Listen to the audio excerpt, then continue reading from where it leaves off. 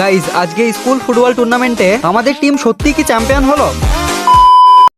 হ্যাঁ, তো আমাদের পলাশী কলেজ থেকে একটা ফুটবল টুর্নামেন্টের আয়োজন করা হয়েছে। আর আমি শুনলাম নাকি এই খেলাতে আমাদের স্কুলও অংশগ্রহণ করছে।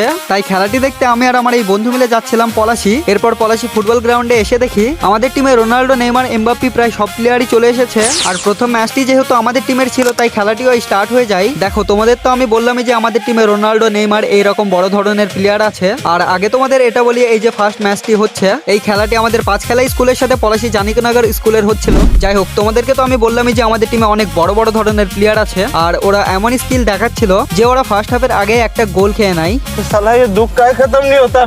এরপর তো আমাদের সেকেন্ড হাফের খেলা স্টার্ট হয়। কিন্তু একটা ইন্টারেস্টিং বিষয় হলো আমাদের টিম বক্সের মধ্যে একটা প্ল্যান্টি পেয়ে গোল করে ম্যাচটি ড্র করে দেয়। কিন্তু একটি মজার বিষয় হলো খেলার মধ্যে আবারও একটি গোল দিয়ে আমাদের টিম তো ভাই 2-1 গোলের মাধ্যমে জিতে যায়।